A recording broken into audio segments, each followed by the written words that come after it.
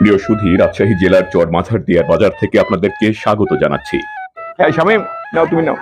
বাংলাদেশের দীর্ঘতম নদী পদ্মা। পদ্মার এপারে রাজশাহী শহর, ওপারে কি জানা নেই, তবে শুনেছি ওপারে মানুষ আছে, মানুষের বসতি আছে, মানুষের দিনযাপন আছে। নদীর ওপারের এক অধরা জীবনের হাতছানি আমাকে বারবার ডাকছিল, আর সেই অধরা জীবনের নেশায় আজ বেরিয়ে পড়লাম। দেখা যাক কি পাওয়া যায় সেখানে। নদী, সাগর কিংবা বিল, যে কোনো জলরাশি মানুষকে তীব্রভাবে কাছে টানে। প্রাকৃতিক এই উপাদানসমূহ সম্মোহনী ক্ষমতার এক বিস্ময়কর আধার। নদীর বুকে জেগে ওঠা চরে যে মানুষগুলো বসবাস করে, তাদের এক স্থান থেকে অন্য স্থানে যাওয়ার অন্যতম মাধ্যম হলো এই মোটর সাইকেল। মরুর ন্যায় বালুময় পথে এক অজানা যাত্রা। গাঙ্গেয় বদ্বীপ ভূমির অন্যতম নদী গঙ্গা, সেই গঙ্গারই আরেকটি নাম পদ্মা। সেই পদ্মার বুকে মোটর যানে দুর্বার বেগে ছুটে চলেছি। হাটে যাচ্ছেন? হ্যাঁ, ভদ্রলোক হাটে যাচ্ছে। দীর্ঘ প্রায় ৮ কিলোমিটার পথ মাড়িয়ে এই মোটর যানে করে আমি পৌঁছে গেলাম চর মাঝারদিয়া গ্রামে। আজ শুক্রবার, চর মাঝারদিয়া বাজারে আজকে হাটবার। প্রিয় বন্ধুরা, চর মাঝারদিয়া হাট থেকে আপনাদেরকে স্বাগত জানাচ্ছি। পদ্মার ওপারে দাঁড়িয়ে এপারের জীবন সম্পর্কে কতই না অজানা প্রশ্ন ছিল। আজ সেই অজানা প্রশ্নের দ্বার উন্মোচন হলো। এখানেও এসে জীবন পেলাম, মানুষের চলমান জীবনধারার মাঝে নিজেকে মিলিয়ে নিলাম। আসসালামু আলাইকুম বেটা। আপনি এই নদীর চরে যে বাজার বসেছে, এখানে আপনি নদী দেখেছেন? আপনি বুদ্ধিতে দেখেছেন? মানে অথই পানি দেখেছেন গভীর? চৈত মাসে কুমির থাকতো এই নদীতে? এখানে আপনি দাঁড়িয়ে আছেন এখন, এখানে বাজার বসেছে, টেলিভিশন দেখছে মানুষ, হই হুল্লোড় করছে। রাজশাহী জেলার পবা উপজেলায় এই চর মাঝারদিয়ার হাটটি দেখতে পাওয়া যায়। জীবন বিকাশের ক্ষেত্রে নদীর ভূমিকা অনস্বীকার্য। বিশেষ করে মানুষের জীবনের যে যাত্রাটা হয়েছিল নদী কেন্দ্রিক, এখানকার জীবন দেখলে মানুষের সেই প্রাথমিক জীবনযাত্রার কথা মনে পড়ে। কাঁচামরিচ কত করে? কাঁচামরিচ ৮০ টাকা কেজি। এগুলো কি চরে? হ্যাঁ, মানে আপনাদের চরেই হয় এগুলো? গ্রামে। যা কিছু আছে এখানে না, সবই বাজারেরও আছে, কিছু কিছু? এখানকারও আছে।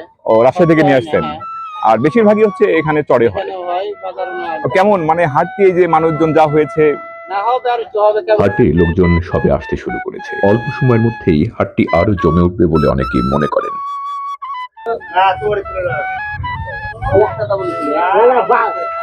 ভাইজান, মিষ্টি কুমড়া কত করে বিক্রি করছেন?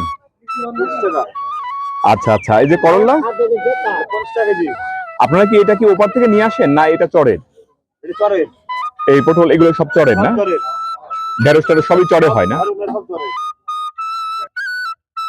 নদীর বুকে জমে ওঠা জমিনে এই যে জীবন, এ জীবন যদিও আমাদের ছিল অজানা অচেনা, কিন্তু এটা আমাদের চিরচেনা জীবন।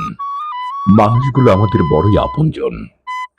এক অভিন্ন জনগোষ্ঠীর পদচারণায় মুখরিত পদ্মার ওপারের এপারের জীবন। ভাই, জিলাপির দাম কেমন ভাই? 200 টাকা কেজি না?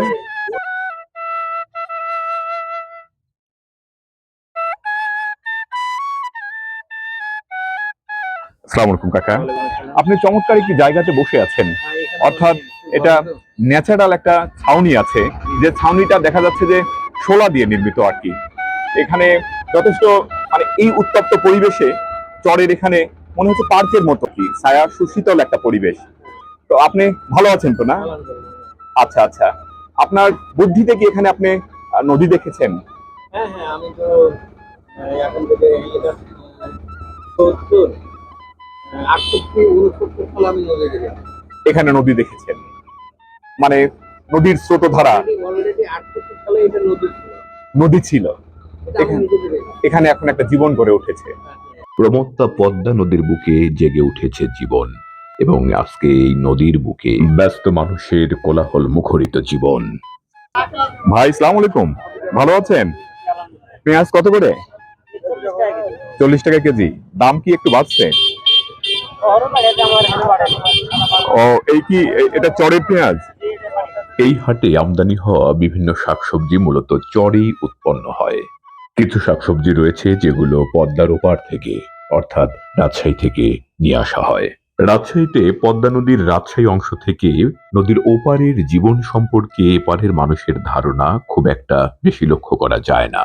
তারা শুধু বলে ওই যে টাওয়ার, ওই যে গ্রাম, ওখানেই ভারত কিংবা কিছু বাংলাদেশি বসবাস করে। কিন্তু এখানে যে এত বৈচিত্র্যময় একটা জীবন আছে, এখানে যে বাংলাদেশের মানুষের মতো আরো মানুষ আছে, আত্মীয় আছে, স্বজন আছে, জ্ঞাতি আছে, তা এপারে না আসলে বোঝা যায় না। থাকেন। আল্লাহ ঠিক আছে। তোমাকে বাঁচিয়ে 100 বছর বয়স হয়েছে। হ্যাঁ, জন্ম হয়েছিল হিন্দুস্থানে। হিন্দুস্তানে। আচ্ছা, ভালো থাকবেন। আচ্ছা, আসুন।